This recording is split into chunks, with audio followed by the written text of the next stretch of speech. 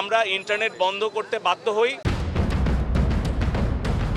২০২৪ সালের ২৩ জুলাই মঙ্গলবার আদালতের নির্দেশ অনুযায়ী সরকারি চাকরিতে ৯৩% পদে মেধার ভিত্তিতে নিয়োগ এবং ৭% কোটার বিধান রেখে প্রজ্ঞাপন জারি করে সরকার।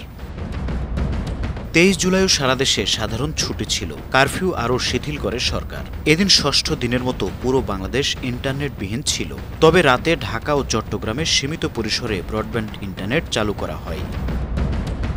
বিভিন্ন এলাকায় সংঘর্ষ, হামলা, ভাঙচুর ও অগ্নিসংযোগের কারণে আইনশৃঙ্খলা রক্ষাকারী বাহিনী চিরুনি অভিযান চালায়। আগের দিন সোমবার রাত থেকে মঙ্গলবার বিকেল পর্যন্ত সারা দেশে আরও প্রায় ১১০০ জনকে গ্রেপ্তার করা হয়। এদিন সরকারি বেসরকারি অফিস ২৪ জুলাই বুধবার ১১টা থেকে ৩টা পর্যন্ত ৪ ঘণ্টার জন্য খুলে দেওয়ার সিদ্ধান্ত নেয় সরকার। রপ্তানিমুখী পোশাক কারখানাগুলোও খুলে দেওয়ার সিদ্ধান্ত হয়। সেদিন ৪ দফা দাবি জানান বৈষম্য বিরোধী ছাত্র আন্দোলনের অন্যতম সমন্বয়ক সার্জিস আলম। দাবিগুলো হলো ইন্টারনেট চালু করতে হবে, কারফিউ প্রত্যাহার করতে হবে, শিক্ষা প্রতিষ্ঠান থেকে আইনশৃঙ্খলা বাহিনী সরিয়ে নিয়ে হল খুলে দিয়ে শিক্ষার্থীদের শিক্ষা প্রতিষ্ঠানে ফিরে যাওয়ার সুষ্ঠু পরিবেশ তৈরি করতে হবে এবং সারা দেশে কোটা সংস্কার আন্দোলনের সমন্বয়কদের নিরাপত্তা নিশ্চিত করতে হবে। অন্যদিকে তৎকালীন শিক্ষামন্ত্রী মহিবুল হাসান চৌধুরী সেদিন বলেন, শিক্ষার্থীদের নিরাপত্তা নিশ্চিত করা ছাড়া আবাসিক হল খুলে দেওয়া যাবে না।